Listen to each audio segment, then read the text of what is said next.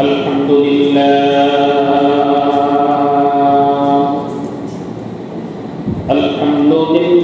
الذي خلق الإنسان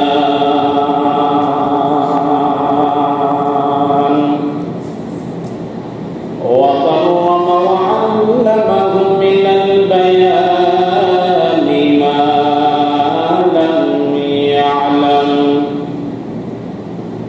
فسبحان الذي لا يحصى امتنانه باللسان ولا بالقلم ونشهد أن لا إله إلا الله وحده لا شريك له ونشهد أن سيدنا وسندنا وحبيبنا وحبيب ربنا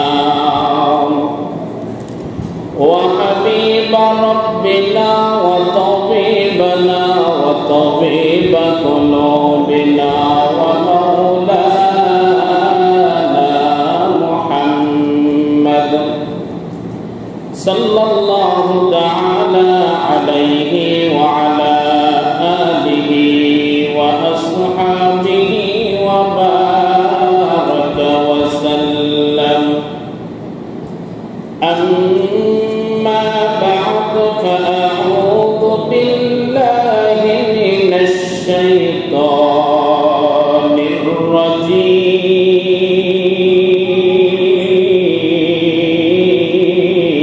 الرجيم بسم الله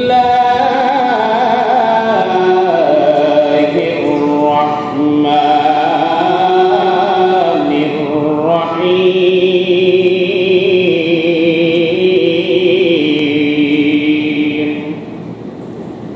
يا أيتها النفس المطمئنة ارجعي إلى ربك راضية مرضية فادخلي في عبادي ادخلي جنتي. صدق الله مولانا العظيم وصدق رسوله النبي الكريم ونحن على ذلك من الشاهدين والشاكرين والذاكرين والحمد لله رب العالمين.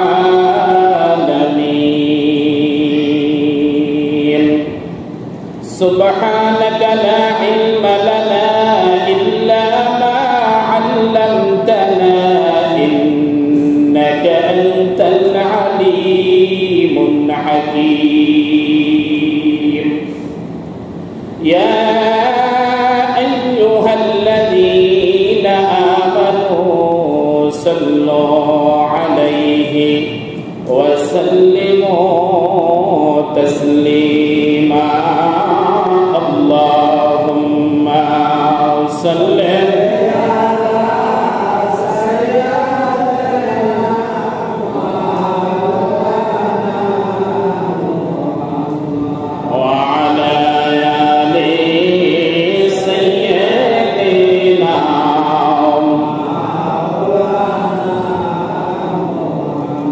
زبان كل محبة رشد. اللهم صل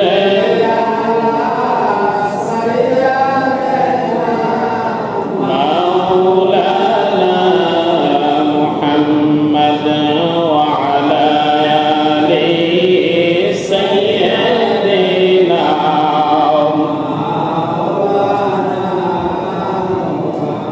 কাপনের কাপড় পরতে হবে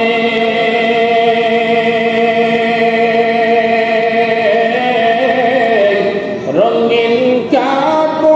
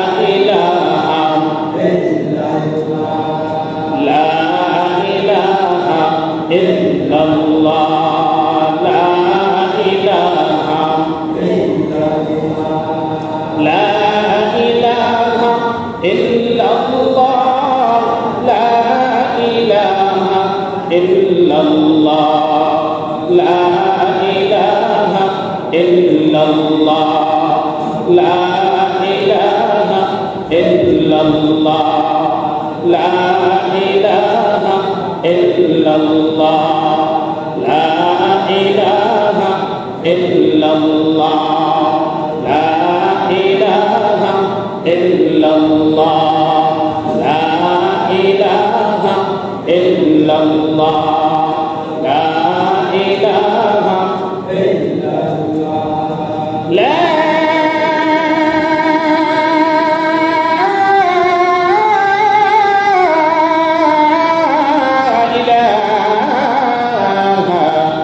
illallah Muhammadur Rasulullah sallallahu alayhi wasallam। সকলে জবান খুলে বলছি আলহামদুলিল্লাহ। আল্লাহ রাব্বুল আলামিন আমাদেরকে দীর্ঘ এক সপ্তাহ পর আজকে পবিত্র জুমার দিন, সাইয়্যিদুল আইয়াম, সপ্তাহের শ্রেষ্ঠ দিন, অসংখ্য অগণিত মুসলমান থেকে বাছাই করে আল্লাহ তাআলা আমাকে আপনাকে দয়া করে, মায়া করে, পছন্দ করে আল্লাহ তাআলা সুস্থ রেখে সালাতুল জুমার নামাজ আদায় করার মতো তৌফিক দান করেছেন। এজন্য সকলে জবান খুলে খুশি হয়ে বলছি আলহামদুলিল্লাহ। লক্ষ কোটি দরুদ সালাম প্রেরণ করছি বিশ্ব মানবতার মুক্তির দূত সাইয়্যিদুল মুরসালিন, খাতামুন নবীয়্যিন, সকল নবীদের সরদার, সকল নবীদের নবী, ইমামুল মুরসালিন জনাবে মুহাম্মদ রাসূলুল্লাহ সাল্লাল্লাহু আলাইহি ওয়াসাল্লামের উপর সকলে জবান করে বলছি সাল্লাল্লাহু আলাইহি ওয়াসাল্লাম। শহীদদের রূহের আত্মার মাগফিরাত কামনা করে মূল আলোচনায় প্রবেশ করছি। রবিউল আউয়াল মাসের শেষ জুমার দিন।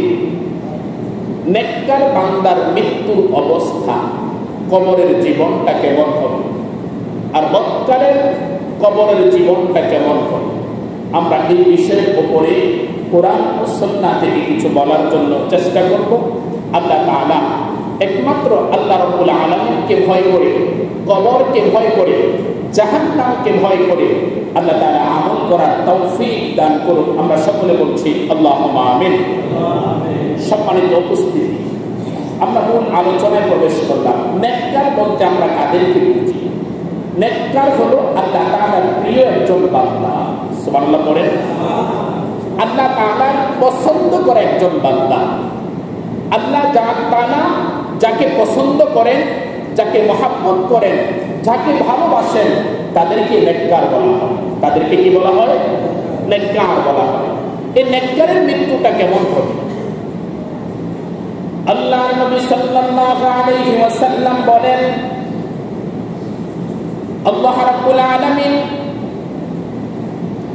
নেককার বান্দাদের মৃত্যুর সময় আজরাইল আলাইহিস সালাতু ওয়াস সালামকে ডেকে বলবেন, আজরাইল,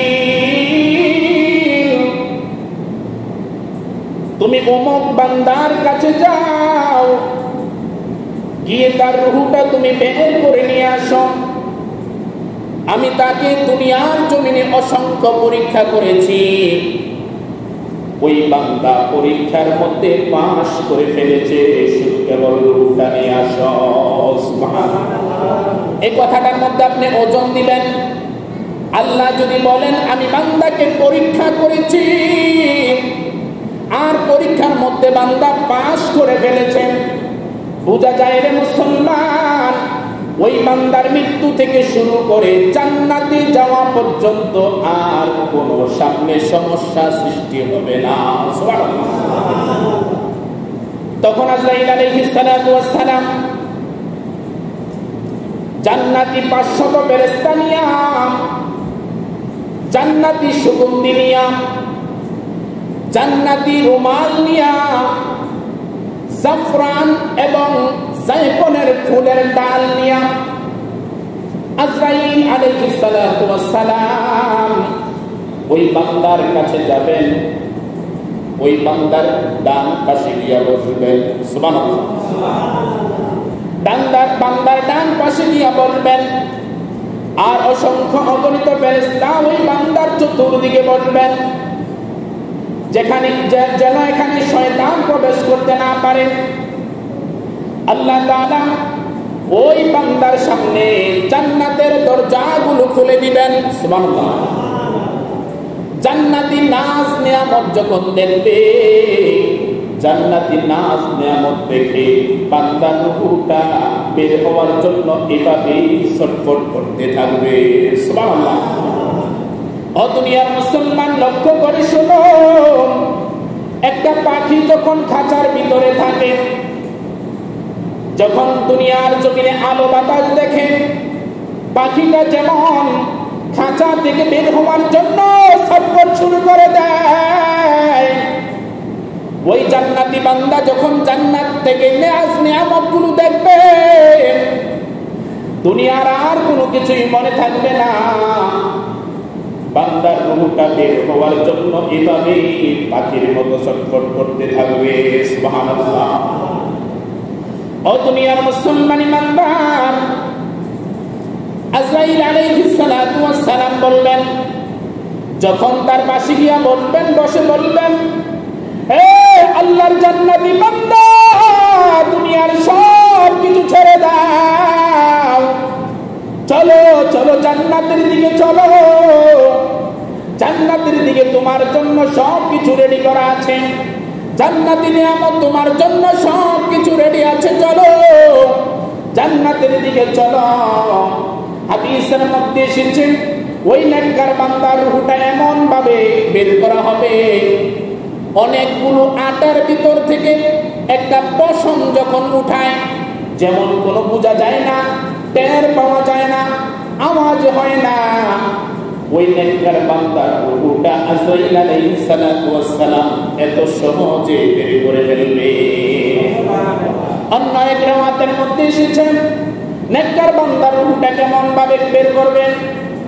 ও দুনিয়ার মুসলমান, যখন ছোট্ট নবজাত সন্তান যখন মায়ের বুকের দুধ খাইতে খাইতে যখন ঘুমিয়ে যায়, বাচ্চাটা ঘুমানোর পরে আস্তে করে মা যখন উঠে যায়, বাচ্চা যেমন টের পায় না, আল্লাহ তাআলা বলেন, আজরাইল আলাইহিস সালাতু ওয়াস সালাম ওই নেককার বান্দাটা রূহটা এমন ভাবে কবজ করবে, যেমন নবজাত সন্তান ঘুমানোর পরে মা যখন উঠে গেছে, ওঠার পরে যেমন টের পায় না, আজরাইল আলাইহিস সালাতু ওয়াস সালাম নেককার বান্দার রূহটা এমন ভাবে বের করে ফেলবে। সুবহানাল্লাহ।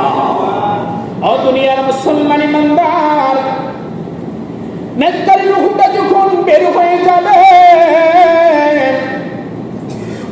তখন আসমান কান্না শুরু করবে, জমিন কান্না শুরু করবে। কেন কান্না শুরু করবে জানেন? জমিনের ওই অংশগুলো কান্না করবে,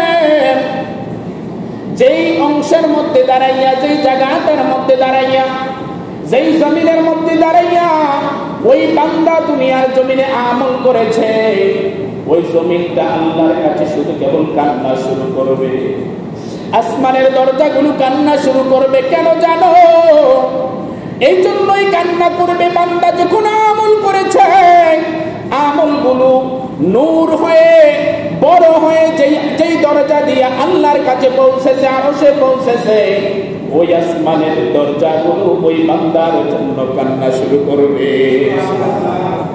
ও দুনিয়ার মুসলমান বান্দা, একটু লক্ষ্য করে শোনেন, একটু কান লাগায় শোনেন। যখন নেককার বান্দা দুনিয়ার জমিন থেকে বিদায় হয়ে যাবেন, দুনিয়ার জমিন থেকে বিদায় হয়ে যাওয়ার পরে আজরাইল আলাইহিস সালাতু ওয়াস সালাম যখন তার রূহটা বের করে ফেলবে, তখন তার গোসলের প্রয়োজন হয়ে যাবে। যখন তাকে গোসল করাইতে নেবেন, অসংখ্য অগণিত ফেরেশতা তার গোসলের মধ্যে শরীক হয়ে যাবে।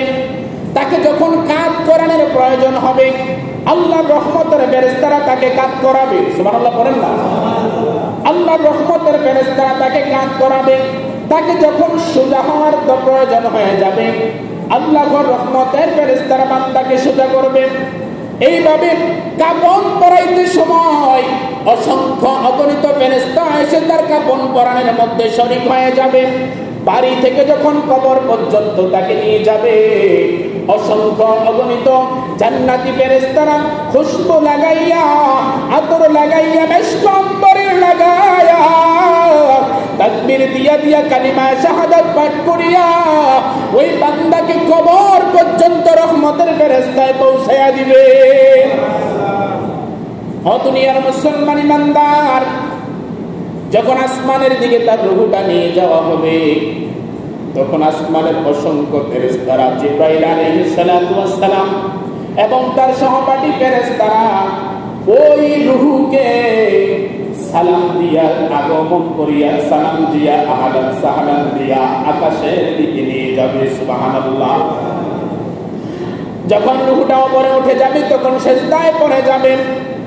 আল্লাহ তাআলা জিবরাইল আলাইহিস সালাতু ওয়াস সালামকে ডাক দেয়া বলবে, ও জিবরাইল, আমার এই নেককার বান্দার রূহটা এখানে রাখা যাবে না, আমার এই বান্দার রূহটা এখানে রাখা যাবে না, আমার এই বান্দার রূহটা তুমি ইল্লিয়ানে পৌঁছায়া দাও। সুবহানাল্লাহ। সর্বোচ্চ জায়গার নাম হলো ইল্লিয়া। আল্লাহু আকবার।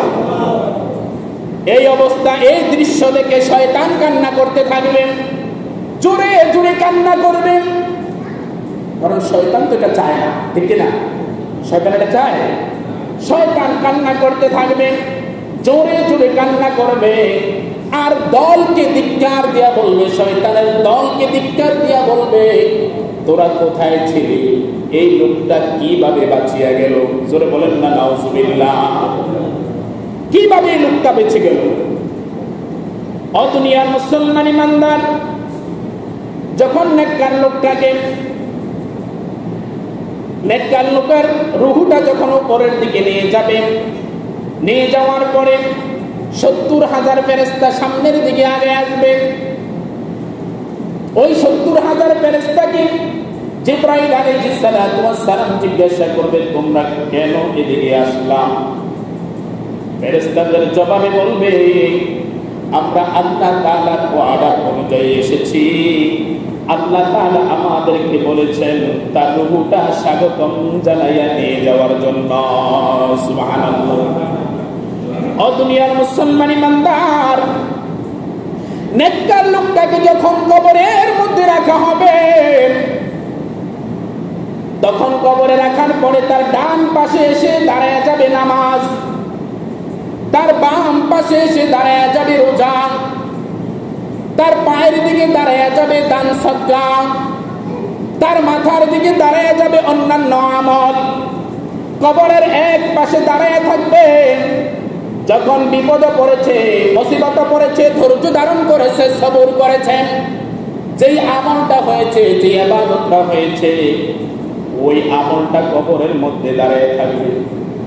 যখন কবরের মধ্যে আযাবের ফেরেশতা চলে আসবে, ডান দিক থেকে যখন কবরের মধ্যে প্রবেশ করার জন্য চাইবে, নামাজ তাকে প্রতিহত করবে, নামাজ তাকে বাধা দিবে, এদিক দিয়া ঢোকার মতো কোনো জায়গা নাই। সুবহানাল্লাহ বলতে পারেন না? এদিক দিয়া ঢোকার মতো কোনো জায়গা নাই, এদিক দিয়া প্রবেশ করার মতো কোনো জায়গা নাই। ওই দিক দিয়া প্রবেশ করতে না পারিয়াম, তখন আযাবের ফেরেশতা বাম দিয়া ঢুকতে চাইবে, তখন রোজা বলবে এদিক দিয়া ঢোকার মতো কোনো জায়গা নাই, এই দিক দিয়া প্রবেশ করার মতো কোনো জায়গা নাই। তখন আযাবের ফেরেশতা পায়ের দিক দিয়া ঢুকতে চাইবে, তখন দান সদকা বলবে না না না না, এদিক দিয়া ঢোকার মতো কোনো জায়গা নাই। এই বান্দা দুনিয়ার জমিনের ভিতরে অর্থ সম্পদের মায়া না করিয়া, টাকা পয়সার মায়া না করিয়া মসজিদে দান করেছে, মাদ্রাসায় দান করেছে, আল্লাহর ঘর নির্মাণ করেছে, আল্লাহর ঘরের জন্য জীবন দিয়েছে। এই আযাবের ফেরেশতা এদিক দিয়া ঢোকার মতো কোনো জায়গা নাই। আল্লাহু আকবার। এদিক দিয়া ঢোকার মতো কোনো জায়গা নাই। যখন মাথার দিক দিয়া আযাবের ফেরেশতা ঢুকতে চাইবে, তখন যাকাত বলবে এদিক দিয়া ঢোকার মতো কোনো জায়গা নাই। সুবহানাল্লাহ। ওই আযাবের ফেরেশতারা কোথাও দিক দিয়া ঢুকতে না পেরে যখন চলে যাবে রে গোলাম, তখন ওই অন্যান্য আমলের ইবাদতগুলো যারা বিপদের সময় ধৈর্য ধারণ করেছেন, মুসিবতে পড়ার সময় যখন সবর করেছে, বিপদে পড়ে আমার আল্লাহকে ভুলে নাই, মুসিবতে পড়ে আমার আল্লাহকে ভুলে নাই, যে আমলটা হয়েছে এটা কবরের মধ্যে থাকিয়া বলছে, এই আল্লাহর গোলাম, আমি কেন কবরের মধ্যে একটু নীরব রইলাম জানুনি? আমি চাইলাম কোন দিকের ইবাদতরা, চার দিকের ইবাদতরা কোন দিকে দুর্বল আছে কিনা। যদি কোন দিকের ইবাদতরা দুর্বল থাকতো আমি ইবাদত তার সাথে যোগ হয়ে যেতাম। সুবহানাল্লাহ। আমি আমল তার সাথে যোগ হয়ে তাকে বাধা দিতাম, আযাবের ফেরেশতারে প্রতিহত করতাম। এখন যেহেতু কোন দিক দিয়ে আযাবের ফেরেশতা ঢুকতে পারে নাই, আমি এখন কি করব? তোমার কোন উপকারে আসবো জানো? যখন মিজানের পাল্লার মধ্যে তোমার আমলগুলো ওজন দেওয়া হবে, আল্লাহু আকবার, তোমার আমলগুলো ওজন দেওয়া হবে, নেকের ওজন বেশি হবে নাকি বদের ওজন বেশি হবে, এই ওজনটা যখন দেওয়া হবে ওই জায়গায় যাইয়া আমি দাঁড়ায় থাকবো। যদি দেখি তোমার নেকের ওজনের পাল্লা কম, আমি ওই জায়গায় দাঁড়ায়া ওই আমলের সাথে যোগ হয়ে আমি তোমাকে নাজাতের ব্যবস্থা করে দেব। সুবহানাল্লাহ। ও দুনিয়ার মুসলমান ইমানদার, একটু কান লাগাইয়া শুনুন বান্দা, তুমি যদি অন্যান্য ইবাদতগুলো বেশি করে যাও, দান সদকা যদি একটু বেশি বেশি করো, এতিম সন্তানের মাথার মধ্যে হাত বুলাও, মিসকিন মানুষ তোমার সামনে পড়েছে, কত টাকা কত পয়সা চতুর্দিকে চলে যায়, ওই মিসকিনের মাথার মধ্যে যদি হাত বুলাও, ওই আমলটাও কবরের মধ্যে হাজির হয়ে যাবে। বিশেষ করে মসজিদের মধ্যে যখন তুমি দান করবা, একদিন দুই দিন নয়, কিয়ামত পর্যন্ত এই আমল তোমার কবরে যাইতে থাকবে। সুবহানাল্লাহ। কারণ মসজিদ কিয়ামতের আগে ধ্বংস হবে। আল্লাহু আকবার বলেন না। কিয়ামতের পরেও মসজিদ থাকবে, কিন্তু তুমি আর আমি থাকবো। একটু চিন্তা করার দরকার। সবচেয়ে উত্তম ইবাদত হলো নামাজ, ঠিক কিনা? সবচেয়ে উত্তম ইবাদত কি? যেই নামাজ সবচেয়ে উত্তম ইবাদত হলো সিজদা। তুমি মসজিদ নির্মাণ করে যাইবা, তোমার শ্রম দিয়া মসজিদ নির্মাণ হবে, একটু কি চিন্তা করেছো? কথার মধ্যে কি একটু ওজন দিয়েছো? তোমার নির্মাণ করা জায়গার মধ্যে, তোমার পয়সার টাকাও জায়গার মধ্যে বান্দারা সিজদা দিবে। সুবহানাল্লাহ। সিজদা দিবে, কথার ওজন দিতে হবে। এটা সবাই পারে না, ঠিক কিনা মুসলমান? এটা সবাই পারে না। এজন্য আমার আর আপনার চিন্তা হলো, আমি যখন দুনিয়ার জমিন থেকে চলে যাব, এমন কিছু আমল, এমন কিছু ইবাদত করে যাব যেটা কিয়ামত পর্যন্ত আমার আর আপনার কবরে বসবে। ও দুনিয়ার মুসলমান, আপনি আজকে চক্ষুগুলো বন্ধ করেন, রাত্রে 8টা বাজে আপনার চক্ষুগুলো বন্ধ করেন। আপনার বিবি আপনার কাছে থাকবে না? থাকবে? আপনার বিবিকে যদি বলা হয় লাস্টা রাত্রটা পরি দেওয়ার জন্য, দিবে না। বলে হুজুর আপনার বিবি কি দিবে? আমার বিবিও দিবে না, আমার সন্তানও দিবে না, আপনার সন্তানও দিবে না। অথচ কোন সময় আপনাকে মাটির গর্তের ভিতরে রাখবে, রাখি আপনি যেই সম্পদগুলো পায়ের ঘাম মাথার ঘাম পায়ে ফেলাইয়া ইনকাম করেছেন, এটা বন্টন করার চেষ্টা করবে, ঠিক না? কিন্তু একবার চিন্তা করবে না আমার বাবা কবরের কি অবস্থা। আপনার কবর অন্ধকার হয়ে যাবে, অথচ আপনি মনে করেছেন, আমি মনে করেছি আমিও তো বাবা হারাইলাম, আপনিও তো বাবা হারাইলেন। অনেকেরই তো মা দুনিয়ার জমিনে নাই। একটু চিন্তা করেন, মাকে কবরে দিয়ে আসলাম, বাবাকে কবরে দিয়ে আসলাম, এই দুনিয়ার জমিনের ভিতরে সব কিছু চলতেছে। বাবাও দুনিয়ার জমিনে আমার আমার বলেছে, মাও দুনিয়ার জমিনে সব কিছু আমার আমার বলছে, দাদাও আমার আমার বলেছে, আমিও আমার আমার বলতেছি, কিন্তু যাওয়ার সময় কোনো কিছু নিয়ে যাইতে পারি নাই। মাকে অন্ধকার কবরে দিয়ে আসলাম, মার কবরে বাতি জ্বালানোর মতো কেউ নাই রে গোলাম, অথচ একটু কান্না করলাম। মাকে কবর দিয়ে আসিয়া ঘরের মধ্যে আমরা গোসল টোসল করিয়া খানা ঠিকই চলছে, ঠিক কিনা? না খানা বন্ধ আছে? খানা বন্ধ নয়, সব চলছে। কিন্তু আমি যে অন্ধকার কবরে চলে গেলাম, আমি যেহেতু মাকে কবর দিয়ে আসিয়া, বাবাকে কবর দিয়ে আসিয়া খানা বন্ধ করতে পারি নাই, আমার ছেলে আমাকে অন্ধকার কবরে রেখে এসে, আমার মেয়ে আমাকে অন্ধকার কবরে রেখে এসে, তারা কি খানা বন্ধ করে দিবে? না, তাদেরটাও সব চলবে। আমারও যেহেতু দুনিয়া বন্ধ হয় নাই, তাদেরও দুনিয়া বন্ধ হবে না।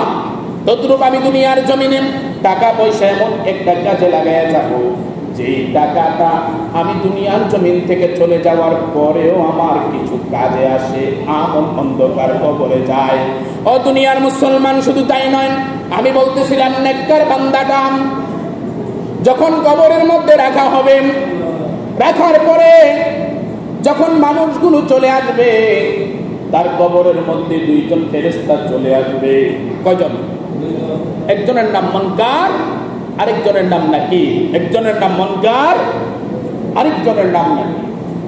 দুইজন ফেরেশতা যখন কবরে চলে আসবে, কবরে এমন একটা পরিস্থিতি অবস্থায় আসবে, এমন একটা ভয়ানক অবস্থায় আসবে, তার চুলগুলো থাকবে, মাথা থাকবে আকাশে, পা দুইটা থাকবে জমিনে, তার এক একটা চক্ষুগুলো দুনিয়ার মতো দেখা যায়, নাক থেকে মুখ থেকে শুধু আগুনের দুম্বা বের হয়।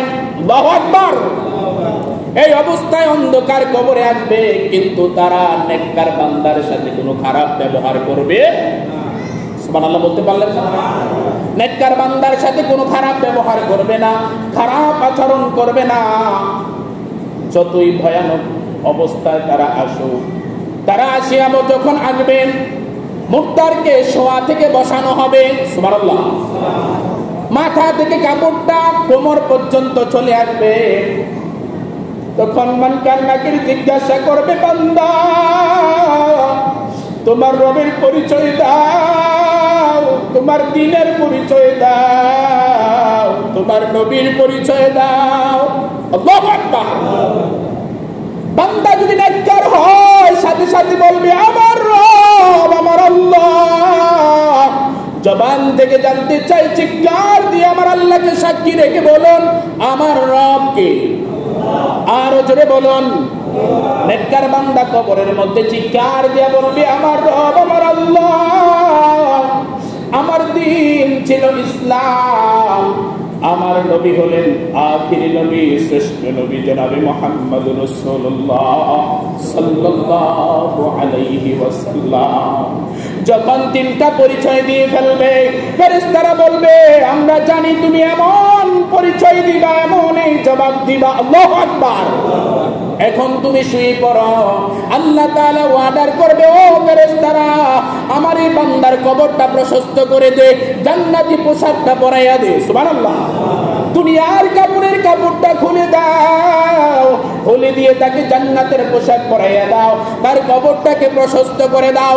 কবরটা এমন একটু প্রশস্ত করা হবে, বান্দাকে জিজ্ঞাসা করবে, ডান দিকে তাকাও। ডান দিকে তাকানোর পরে যতটুক পর্যন্ত তার চোখের দৃষ্টিটা যায়, ততটুক পর্যন্ত তার কবরটা প্রশস্ত করে দেওয়া হবে। সুবহানাল্লাহ। তখন ফেরেশতারা আবার ডাক দিয়া বলবে, ও ফেরেশতা, ও বান্দা, একটু আসমানের দিকে তাকাও। বান্দা যখন আসমানের দিকে তাকাবে, দেখবে জান্নাতের দরজাগুলো খোলা, জান্নাতের নাজ নেয়ামতগুলো আসতেছে। সুবহানাল্লাহ। এই অবস্থা দেখে অনেক খুশিতে আনন্দিত ভরপুর হয়ে যাবে। তারপরে ফেরেশতারা বলবে, বাম দিকে তাকাও, না হয় পায়ের দিকে তাকাও। পায়ের দিকে তাকাইলে দেখবে জাহান্নামের কঠিন ভয়ানক আযাব। তখন ভয়ে ছটফট করতে থাকবে। ফেরেশতারা বলবে, তুমি দুনিয়ার জমিনে ইবাদত করার কারণে, দান সদকা করার কারণে ওই আযাব থেকে তুমি নাজাত পেয়েছো। সুবহানাল্লাহ। এখন তুমি ঘুমিয়ে যাও। হাদিসের মধ্যে এসেছে, জান্নাতের সাথে তার কবরের সাথে ৭৭টা দরজা খুলে দেওয়া হবে। সুবহানাল্লাহ। জান্নাতের যত নাজ নেয়ামত আছে, সব নাজ নেয়ামতগুলো তার কবরে আসা শুরু হয়ে যাবে। সুবহানাল্লাহ। ও দুনিয়ার মুসলমান ইমানদার, এজন্য পায়ে হাত রেখে বলবো, ও যুবক ভাইয়েরা, পায়ে হাত রেখে বলবো, দুনিয়ার জমিনে যা কিছু করো না কেন, দুনিয়ার জমিনে যাই চিন্তা করো না কেন, একটা জিনিস মাথায় রাখবা, এই দুনিয়ার জমিনটা থাকার জায়গা না। এই দুনিয়ার জমিনে ইচ্ছা করলেও থাকতে পারবা না। যেহেতু দুনিয়ার জমিনে আসার পরে তুমি শুনেছ তোমার দাদাও ছিল, তোমার বাবাও ছিল, তোমার নানাও ছিল, নানিও ছিল, পিতৃপুরুষও অতীতে অনেকেই ছিল, একের পর এক সবাই চলে যেতেছে। শুধু তাই নয়, সব নবীরাও চলে যেতে হয়েছে। তুমি একটু চিন্তা করবা, তুমিও এই দুনিয়ার জমিনে থাকতে পারবা?